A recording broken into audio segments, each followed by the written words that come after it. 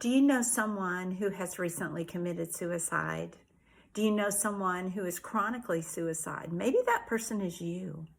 I want to reach out and talk a little bit about suicide. Someone in a community that I'm a part of took his life just recently, and it brings to mind all the myths that people have about suicide. So let me talk to you about it. I work with chronically suicidal people all the time, and I've understood the pain and the agony that they go through. So there are a few myths that people have about suicide. One of those is that they're being selfish, that they're not caring about the people that they will leave behind. I assure you that is not the case. I have yet to meet a selfish suicidal person. They have so much emotional pain that they are really not thinking about how much they may harm other people. Oftentimes they are thinking about how they may be relieving the suffering of other people. The second thing is that this is a selfish act and they have just given up on life. And I can tell you that also is not true. They have not given up on life. They just have run out of options in their mind. They believe that there are no options for them. And so it's really hard for family members to understand why someone would choose to do this. I don't know if we're ever going to really understand it, but I think we can have compassion for these people who are suffering so much.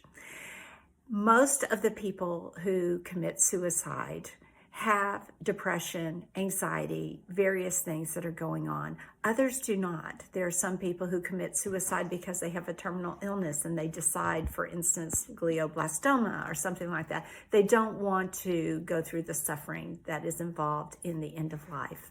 And so they will choose to do a medical suicide or end their life in some other way.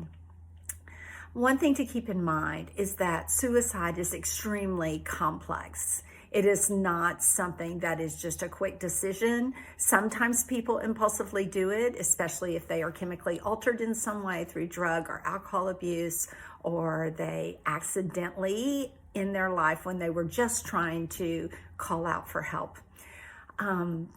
But there's more complexity involved as well as in various things that happen within the physiology of the brain. So there are times that people are getting all the medical treatment that they could get, all the support that they could get, and still they'll commit suicide. I've even seen people make dinner plans, already have a ride, and then when the ride shows up, the person had killed themselves. So it's really complex. It's really hard to understand.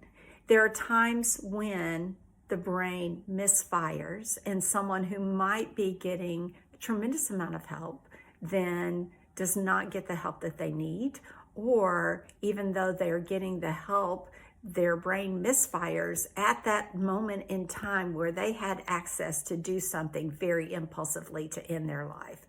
That is really tragic. That is really hard to understand, but we don't understand everything that's going on within a person's brain. We know a lot, but for the amount that we know, there's still so much that we don't know. So I want to encourage you, number one, if you're feeling suicidal, please reach out. You can reach out to me. You can reach out to a number of people. There is hope. You have options. Now, there are a lot of options within the medical community. There are a lot of options outside of traditional medicine too that can help you relieve yourself of emotional pain.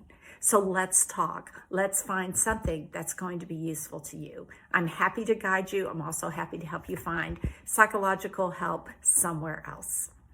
For those of you who have lost loved ones to suicide, I am so sorry. I know that is extremely painful, and I can imagine what you're going through. But know that they did everything they could within their power to stay alive and to find that hope that they needed. And for those of you who just know people, just be compassionate.